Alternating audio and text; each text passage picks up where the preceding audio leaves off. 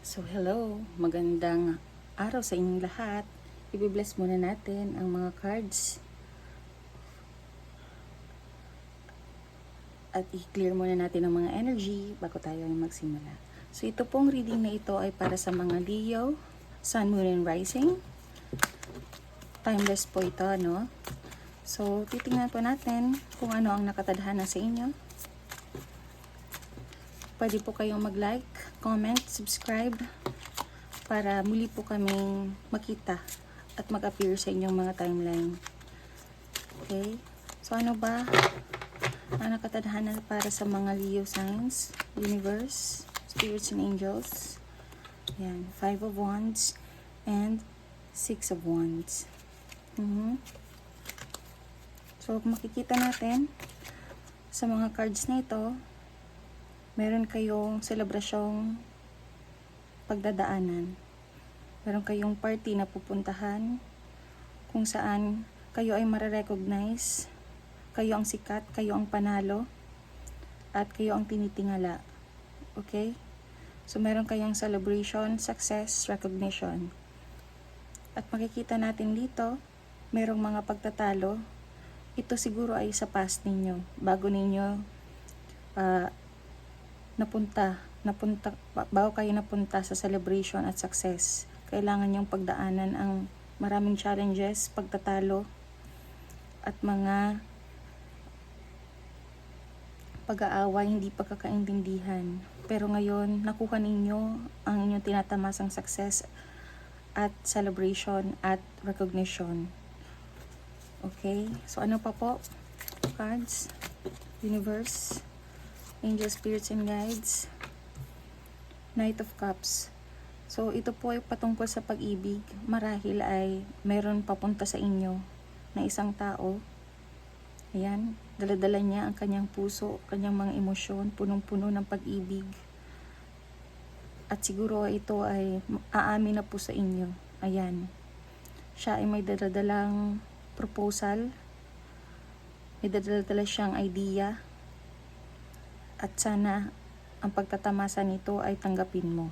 Nasa sa inyo po yan kung iyan ay itatanggapin niyo o hindi. Dear Leos. Okay? So ano pa po? Angel, spirits, and guides. Wheel of Fortune. Napakagandang energy. So, kayo ay nasa abundant time and prosperous time. Ano?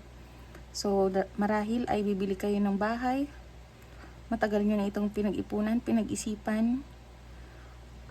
Marahil ay makukuha ninyo ang kagustuhan ninyo sa panahong ito. Luck is on your side. Okay? So sinasabi ng baraha, kung kayo ay may pinag-iisipang gawin, pinagdedesisyonan, go for it. Dahil luck is on your side. Okay? So last card po natin, bago tayo pumunta sa tea leaf at angel number messages. Ito ay the Emperor. So kayo ay standing on your own 2 feet, standing in your power. Ayan. So kayo ay siguro ay connected with someone na in authority, or kayo ito, in authority kayo. You are realizing your power. You are self-confident. Naalis nyo na yung mga insecurities, mga doubts sa sarili ninyo. At ngayon ay handa na kayong ipaglaban kung ano ang gusto ninyo, ano ang sa tingin nyo ay tama. You are standing in your own power. You can decide on your own without anyone telling you to do so, without anyone telling you otherwise. So yan po ang nakikita natin sa inyong baraha. Okay, so pumunta tayo sa tea leaf.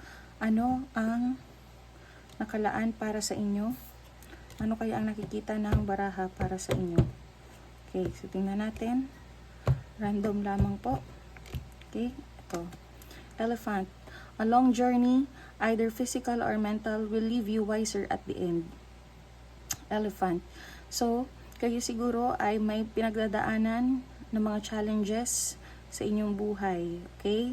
Sa isip man ito o talagang pinagdadaanan ninyo. So, ito ay sinasabi ng baraha na hold on dahil ikaw ay magiging malakas. Ikaw ay makakasurvive sa journey na ito. At kaya mo itong malagpasan. At ikaw ay mas lalabas na stronger, wiser at the end. Older man. Dealings or relationship with an older man. So, marahil kayo ay connected dito sa older man na ito. So, basically, baka ito ay yung boss, yung father, or katrabaho ninyo, ano? Or isang karelasyon ninyo, asawa ninyo. Ayan. So, you are dealing with an older man. And flowers, happiness, ang ganda. So, kayo ngayon ay very abundant. Luck is on your side. Okay? So, merong pag-ibig, merong celebration at success at dahil dito, ang ganda, it resonates, ano, kayo ay napaka masaya ngayong time na ito. Okay? So, na-appreciate nyo ang mga many blessings, kagandahan sa inyong paligid. Last one po, for our Leo signs. Well, family wishes come true. So, ang ganda, ano? So, ngayon, ay ina-advise sa inyo ng cards ay kung may kahilingan kayo, diba, kanina? Kung may kahilingan kayo, kung may gusto kayong matupad, prayers, wishes, yan ay pwedeng magkatotoo sa ngayon. Napakaganda po, no? Napaka good omen po yan. So, marahil sa pamilya ninyo, meron kayong kapamilyang may sakit, ngayon ay magaling na sila. Or meron kayong pinag-iipunan para sa pamilya at ngayon ay makukuha ninyo. Or meron kayong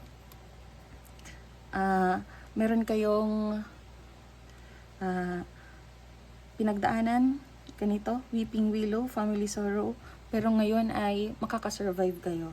Makakasurvive. Okay? So, kanina gusto lumabas yun. Hindi ko na ito kukunin. Dahil namali lang ang aking kamay.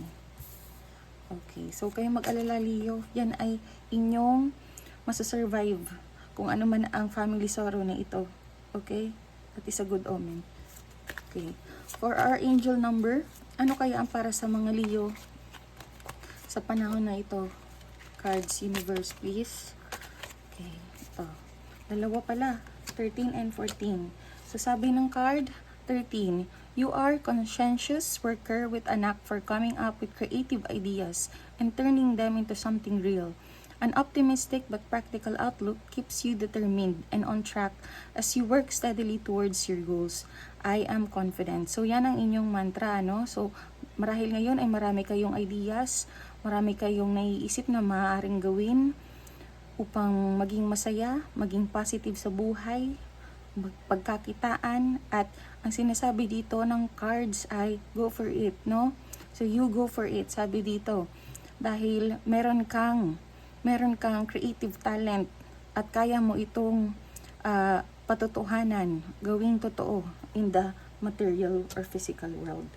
At ang last is number 14. You are open-minded and always up to try something new, yet you are wise enough to stop and think before you jump into things. This pragmatic approach helps ensure your time, attention, and efforts are meaningful. So, tama, nakaresonate po doon, ano? So, sabi dito, sa card na ito, you are practical. Alam mo kung kaya mo, alam mo kung kaya mong tapusin, alam mo kung kaya mong gawin. At alam mo ang mga risk na kasama sa tinatahak mo o gagawin mo. So, you are practical. So, yun lamang po, dear Leo. Tandaan na ito po ay gabay lamang at sana ay nakaresonate po kayo. Kung hindi man po kayo nakaresonate, ay huwag niyo pong pipilitin sa inyong buhay. So, all in all, ang ganda po ng inyong cards.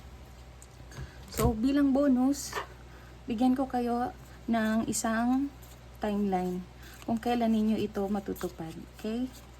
Kailan ito matutupad o mangyayari sa buhay ninyo. April. So, yun lamang po, dear Leos. Thank you so much for watching. And you can like, subscribe so that we can appear on your timeline. Thank you very much.